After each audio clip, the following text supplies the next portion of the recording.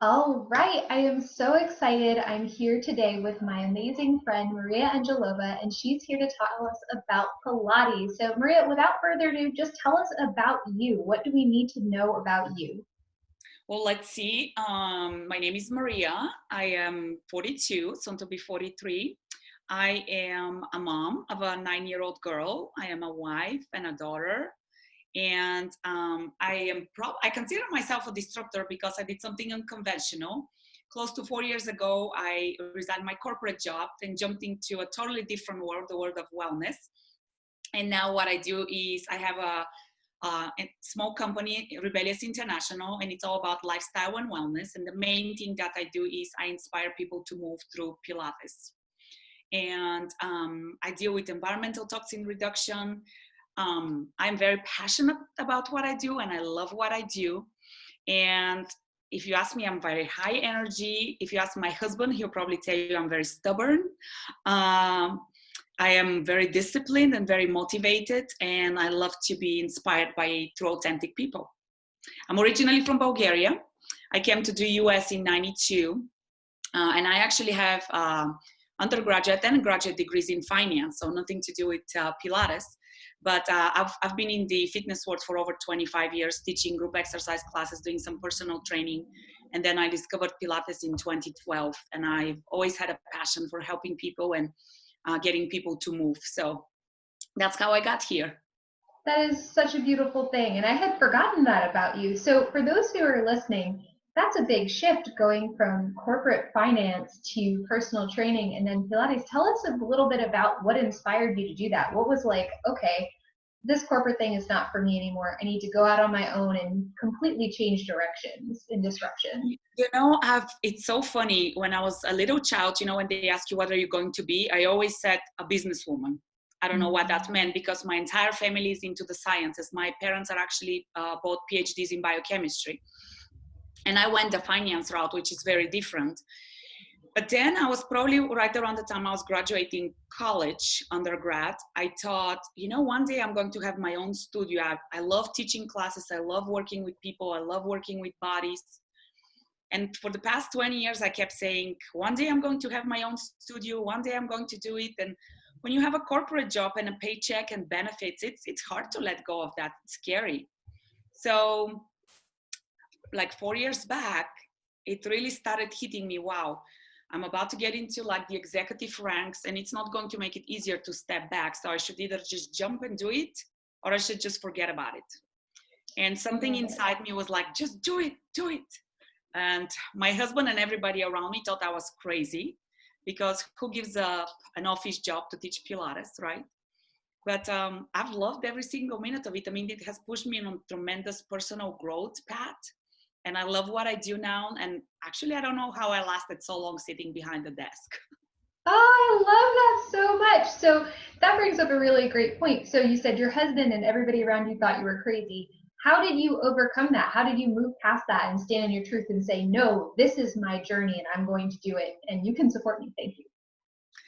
You know, it was hard. And I think I was at that point personally where I was like, I'm either going to do this or I need to forget about it. So I was not ready to forget about it. There was something that was pulling me towards it.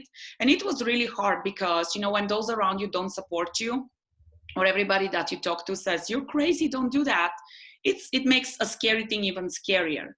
I think I just had a tremendous belief that this is the right thing I should do. And the first year was quite rough. It was rough, you know, it shook up my marriage. It shook up friendship. People who I thought would be there for me were not. So it was, you know, it wasn't all rosy and peachy. But I think as a result of that, I've grown tremendously as a person. And it's been an amazing journey. And, you know, I would say if anybody has in their heart something that says, do it, just do it. I mean, close your eyes and jump. I'm not saying it's going to be easy, but if you stick with it, you have to have a very good why you're doing something, because that why is going to hold you when things get rough and the waters get shaky. Yes, I love that. And I love that you're so transparent about this. And I agree. Having your why, especially as an entrepreneur, is extremely important. Yes. So speaking of, let's talk about Pilates. why do most of your new clients come into contact with you? We know that in a perfect world, people would come to you for health and wellness and taking that multidisciplinary approach to their health, but why do they usually actually end up in your world? So, I would say there are two reasons. One is people you're usually in pain. Mm-hmm. And then two, people who are really athletic and they want to improve in the way they're performing in, let's say, their golf game or into their dancing skills or something higher, athleticism, or improve their workout, anything like that. I would say probably most of my clientele falls into the first category, pain. The pain has immobilized them, people who are scared to move because it may hurt, people with chronic conditions. And Pilates is fantastic for that. Oh, that's so good to hear. So, especially in the world of chronic conditions, we hear so much. There are so many different health issues facing Americans right now. Is there something that would make someone a poor candidate for Pilates, or is it for everybody? Is it just for women, just for adults? Tell us more about that. I honestly think Pilates, and I know I'm a little bit subjective, but I think Pilates is for everybody. It is very, very unique. We do most of the exercises lying down. So it's fantastic for people, like I said, who are rehabilitating, people who have issues and don't have good balance, people who are elderly and can't move very well, people who are, obese and they can't really stand up. And then, like I said, it goes to the other extreme of people who are super athletic and they want to fine tune and work on precision. Pilates is truly great for everybody. I have my youngest client is 10. And I'll tell you, my daughter started dabbing in probably when she was 8. Aww. And my oldest is 80. 70. So that's a wide range of people. And I have females, I have males. There's a lot of stereotyping around Pilates, which I'm sure you probably know. Yeah. You hear things like Pilates is for dancers, or Pilates is for females, or Pilates is for, for those really advanced and strong people. And all of that is stereotyping. Pilates is truly unique for everybody.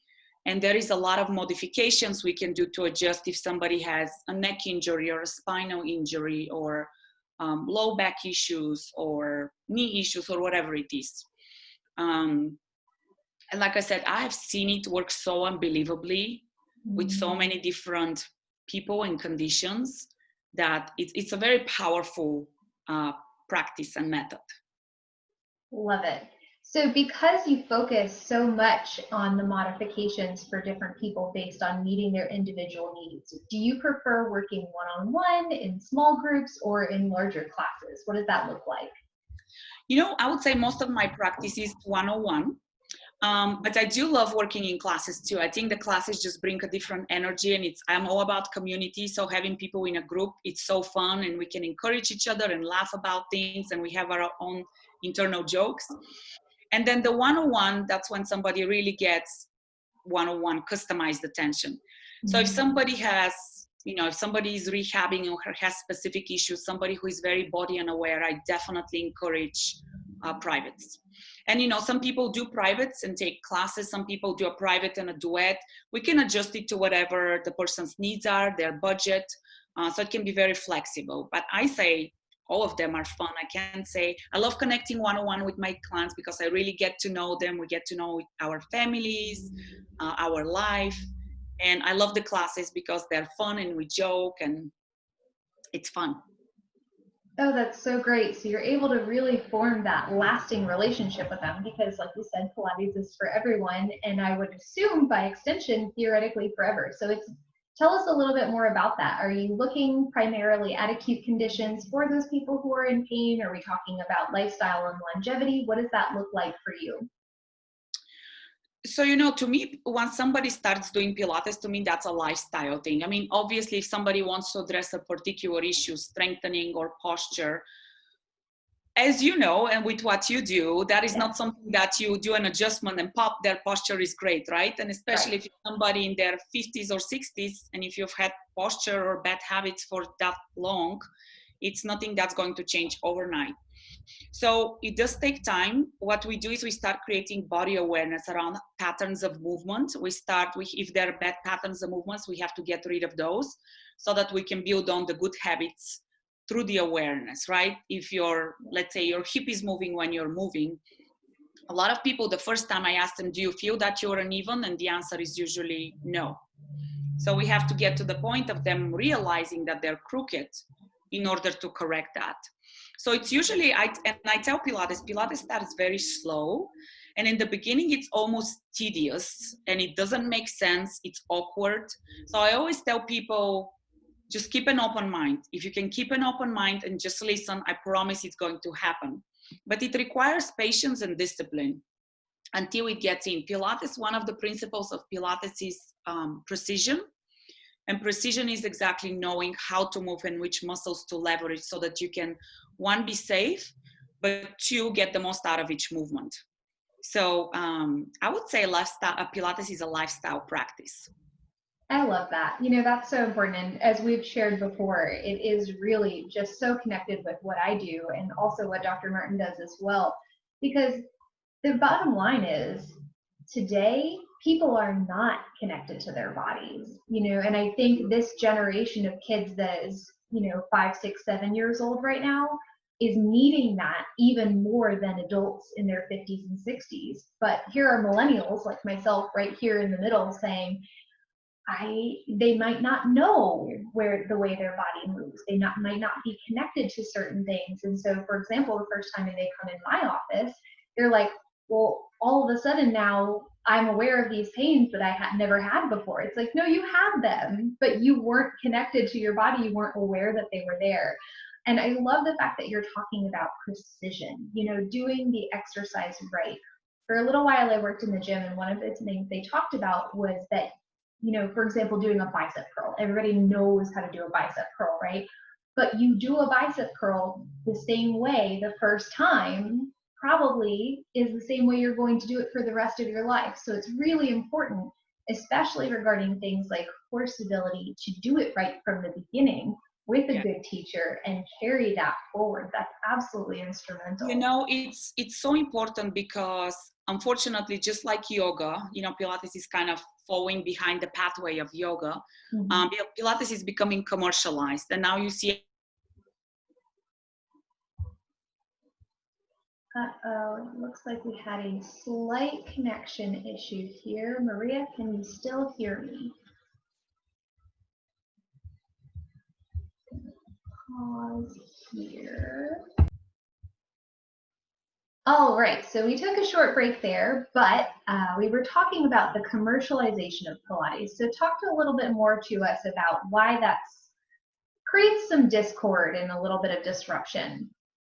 So Pilates, like I mentioned, one of the principles of Pilates is precision. So you really need to know how to execute the movement. And if that's missing, again, one, you're risking injury. Two, you're missing out on the benefit of the exercise, right? Mm-hmm. Pilates is also not about speed, so it's not about how fast you can execute an exercise. One of the other principles of Pilates is flow, which is moving smoothly from one exercise to the next. To me personally, flow is a very advanced principle. You can move smoothly until you know what you're doing, until you know how to move. So to add flow to a routine that is not there, it doesn't make sense. So it is very, very important to take the time to learn. And it's funny, I was just reading Joseph Pilates' book, 𝘊𝘁ology, this morning. And he talks about not rushing through, but really learning the method in order to get the most out of it. And, you know, Pilates is more than just fitness. It's like you talked about the connection of the body and the mind. It's about being aware. And it's about, another thing I bring up to people, it's about the nervous system, right? Yeah. Which I'm sure you can relate to, and the importance of a healthy nervous system. Unfortunately, most people don't really think about the nervous system until there is a problem, until there is pain, or until something is not functioning the way it should. And Pilates is all about the health of the nervous system. All of the exercises are about strengthening the core so that they can support a healthy spine. And the spine, I tell people, what is inside the spine? It is the nervous system, right? So you really want to get the most out of each exercise while you're safe. Yeah, that safety piece is so huge. You know, the nervous system is the only system in the body that is completely encased in bone.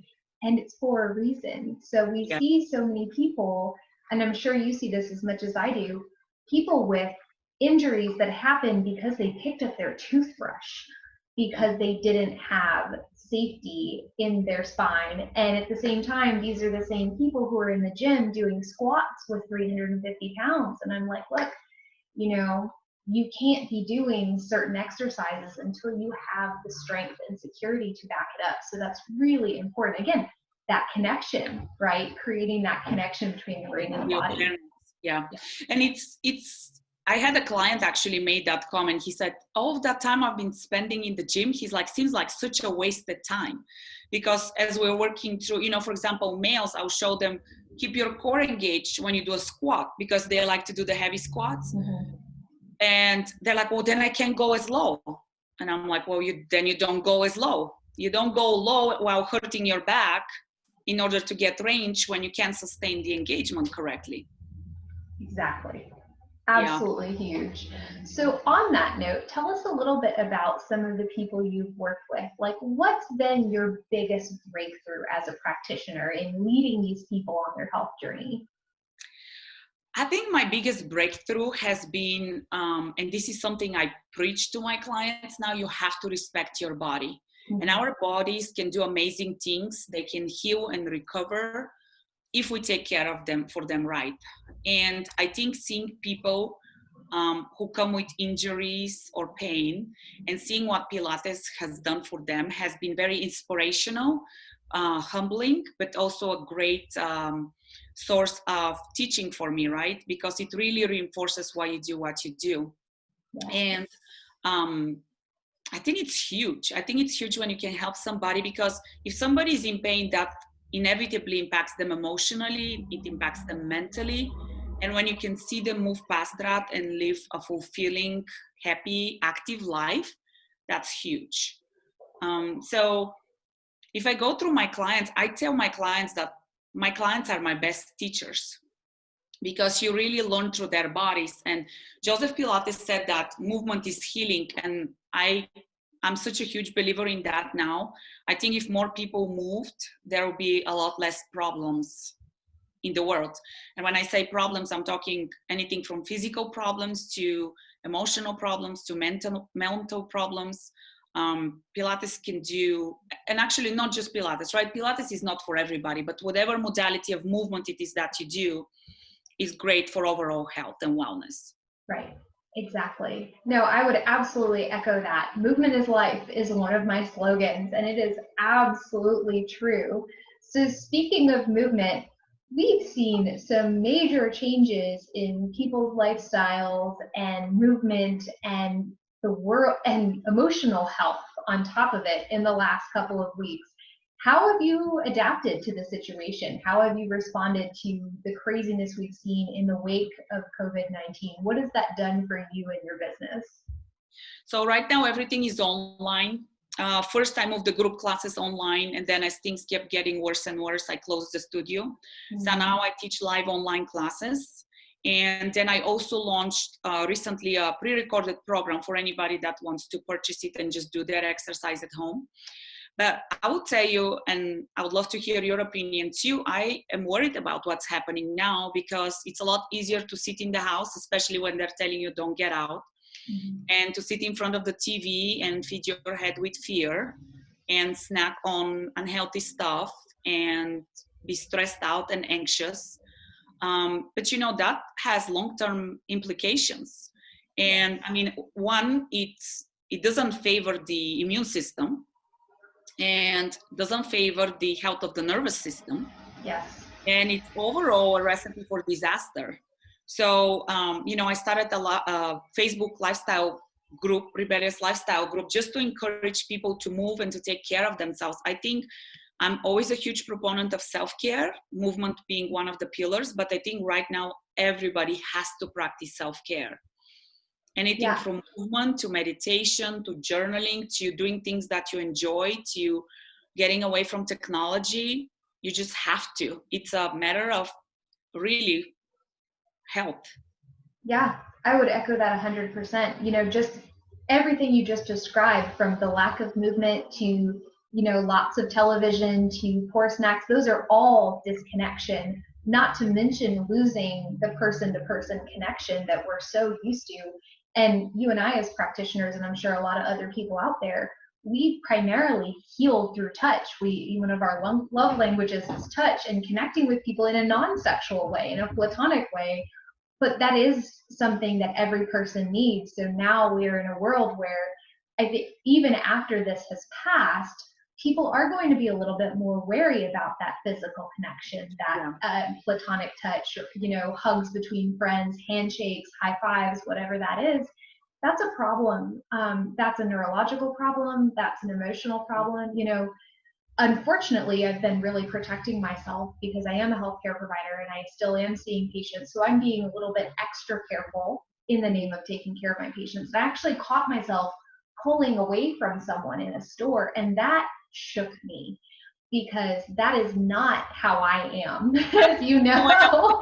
That's right. We're the first people to embrace people. And so that's really causing a shift. But now more than ever, like you said, this is the time to invest in your self-care, to start taking your health more seriously, to start doing all the things that you're supposed to be doing for your health, because this is when you need them the most for your immune system, but also to make up for that lack of connection. It's absolutely paramount.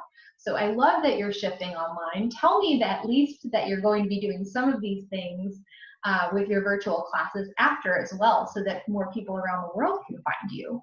Absolutely. I love it. And like I said, I believe in what I do. And I think it's important for us at any time, not just today, but I think today it's even more important than it was before.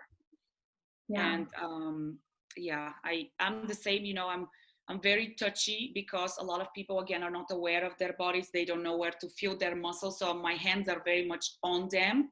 Mm-hmm. And it's interesting that you brought that up because a couple of days ago, I was like, I'm just like, my hands are like empty, Yes. And I have to tell you, the online classes actually have been working great. You can still see alignment. You can still do corrections.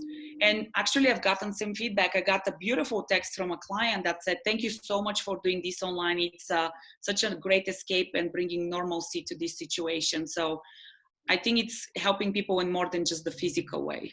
Yes, that is so powerful. I love hearing that. Emotional balancing is absolutely vital right now. So tell me a little bit about your group. You've created this group for healthy lifestyle. What are some of the things you're playing with in there right now?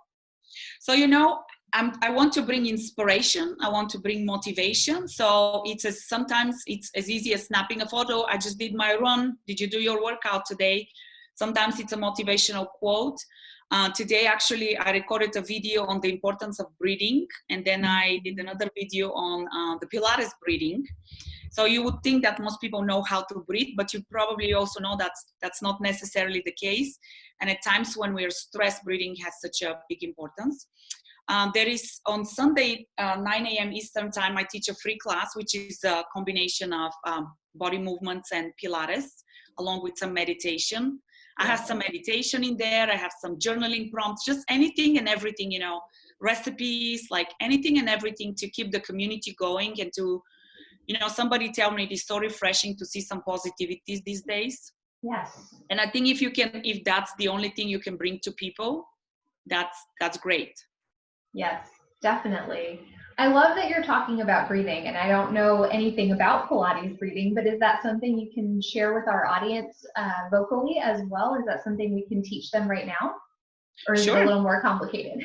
No, you know what? It's different. It's not complicated, and it just, again, takes awareness around what it is. But in Pilates, we do something that's called lateral breathing. So instead of the ribs expanding front and back and, out and in, we breathe sideways.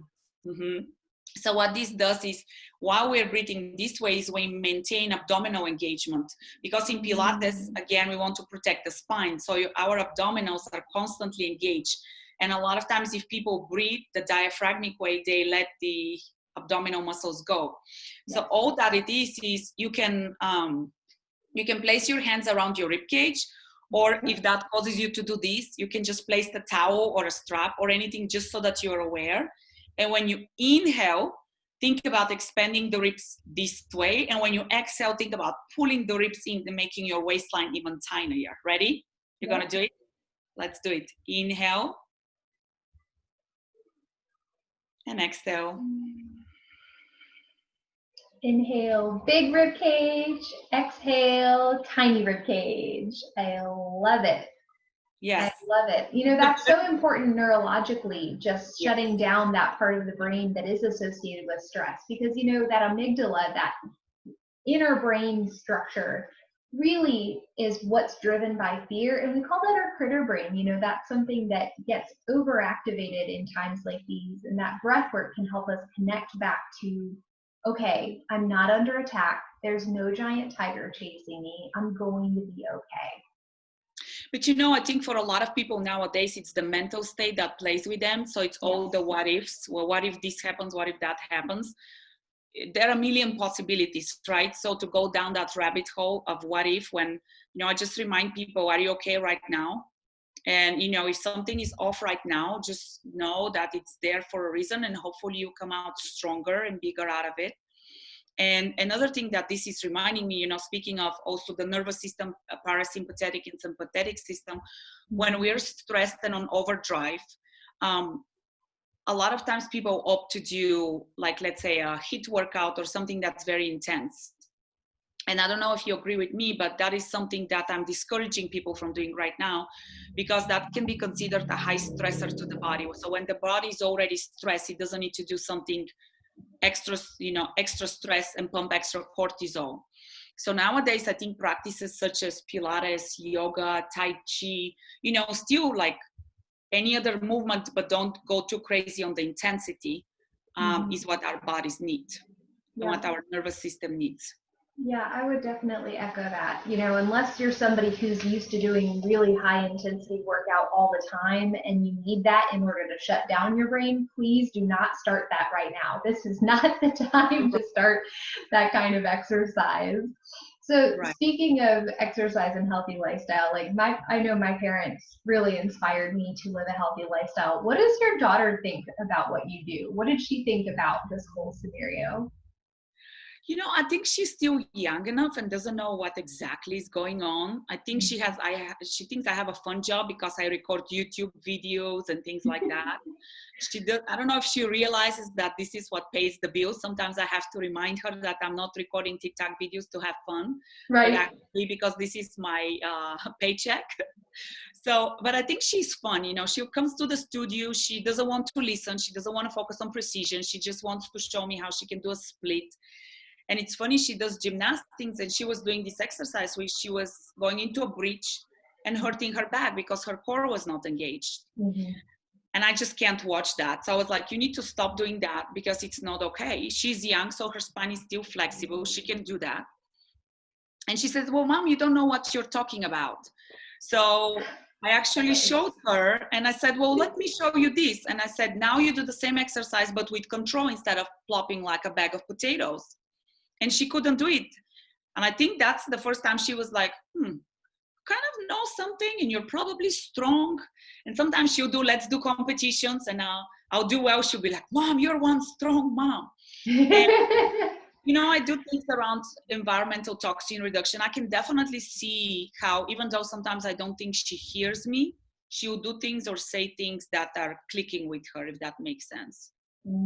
That's powerful. I love that you mentioned especially that core engagement, right? You know, I've seen so many younger children and teenagers who've been hurt doing exactly those kinds of things, you know, seeing videos of YouTube yoga instructors who have incredible flexibility and go through these moves, and for somebody who's not trained, who doesn't have the stability, end up getting hurt. Or same thing, gymnastics videos, and especially kids will just whip out those gymnastics moves because it's easy for without them. any training. Yeah, because they can, and they won't warm up. They'll just, you know, do a back handspring, and it's like, okay, but what is your body saying about that 5-10 years down the road? It might not hurt you now, but what are the long-term implications of that? You know, and that is a great point that you make, Dr. Chelsea, because I will tell you, every parent who has kids, especially in competitive sport, I will seriously encourage you, look into Pilates. Yes. Because another thing I'll tell you that was happening with my daughter is she started becoming very uneven. She has a very strong right side and a very weak left side. Well, just you understand what that does over time, Yes. right? I see it every day. Yeah, that's how you become crooked. And, you know, it doesn't impact you when you're 9 or 10, but when you become 40 and 50, that's when problems start coming in. And yeah, some of the stuff that's out there, it's once you know what it does to the bodies, it's scary. Yeah, and like you said, if you do it right from the beginning, if you build that foundation, you can do those things. You can do some of those more quote unquote extreme exercises because you're doing them from a place of safety. You're doing them from a place of stability, but you have to have that foundation in place first. You know, you mentioned just the idea of being crooked, right? So I don't just see that as being a posture issue. I even see that as a neurological issue because, absolutely. You know, strong right side, strong right side, guess what? That person's going to be way left brain activated. What is left brain? It's analysis. It might sometimes be math and science, but it can also be being type A, overthinking things, you know, developing tendencies toward OCD. Those are things we don't need in our society right now. That is too much. So our bodies are symmetrical for a reason. We're supposed to have balance, both physically and neurologically. Yeah. And it's, you know, you see a lot of times, I mean, I see it in, let's say, people who row, for example, you see because they don't use their core, you see shoulder injuries, you see super tight flexors, you see it in golfers, the one-sidedness, you see it in gymnasts, in dancer, the one-sidedness, tennis players, you know, so anything that's repetitive movement, we all have a tendency to move from one side or the other. And Pilates is fantastic because yes, it's core, it protects the spine, but it's also balanced. It's left and right and right and left. So very important. Yeah, absolutely paramount. Would you like to guess the one that I see the most in moms? Oh gosh, the mom posture. It's the baby on the hips. You know what? I will tell you another one that I see is the mom posture, the one that, you know, after post-pregnancy, that you're like this and the hips are forward. Yep, rolling your shoulders forward, hips are forward, upper back is tight, pecs are tight, can't put your shoulders back. Yep, in fact, exactly what I'm talking about. Yes. I have a whole YouTube video about that. Yep, and the baby on the right hip, so they're leaning toward the left side, and then their shoulders are leaning towards the right side, and the head's leaning towards the left side. It's a whole compensation pattern. But and you know, go ahead, finish and I'll tell you. Oh, I was gonna say, the problem with that is that when you round your shoulders, it activates those nerves that are connected to stress and anxiety and shortness of breath all over again. So it just creates this vicious pattern of anxiety and stress, and that does not lead to being a good mom or a balanced mom at the very least. Absolutely. And the other thing I was going to mention in regards to that, you know, I think also from a, let's call it Pilates perspective or fitness perspective, it's creating that connection with clients. You know, I have like moms coming in, they don't feel good about their body because their body changed. They're aware that their posture changed. Their stomach doesn't look the same. Their breasts don't look the same. You know, there's a whole slew of things that come along with that. You know, they are not sure if they're good moms because some other mom said, well, my baby never does that. My kid eats all the healthy foods. And they're so stressed of that societal stereotype. And, you know, I saw in a magazine, somebody had a baby and 3 weeks later, she's in a tight fitting dress. And I think it's very important to have somebody next to you that tells you, okay, that's probably photoshopped. Right. Okay. All of us moms have that stomach. And yes, all of us, you know, things happen to different body parts and things change. And yes, my child, even though I'm in health and wellness, she loves to eat pasta and she loves to eat pizza. And, you know, we struggle with eating veggies, but I just think being real, right? We started with that, being authentic and not saying, well, just because I teach Pilates, I never do anything bad and my child is perfect, right? That just doesn't create that community and that openness and that authenticity that we all need to feel safe and to then be able to relax and be able to submerge ourselves in taking care for ourselves. Absolutely beautiful and so necessary. So on the note of authenticity, I think our audience needs more of your authenticity. Where can they find you? So you can find me on my website, www.rebellious, rebellious-intl.com.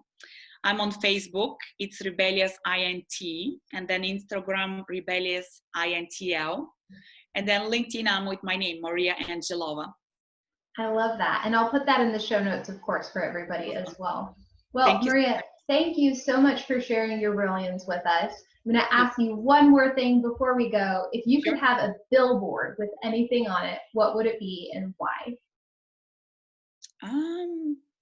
I think it would be something like, live a life you love living. Ooh. Oh, like that. I love that. I love that. What a perfect end cap to today. Well, thank you so much, Maria. We will get more from you soon. And have a wonderful day, everybody. Stay safe out there. Thanks so much for listening, and thanks for having me, Dr. Chelsea. Oh, my pleasure. Thanks for being here. Of course. Have a great day.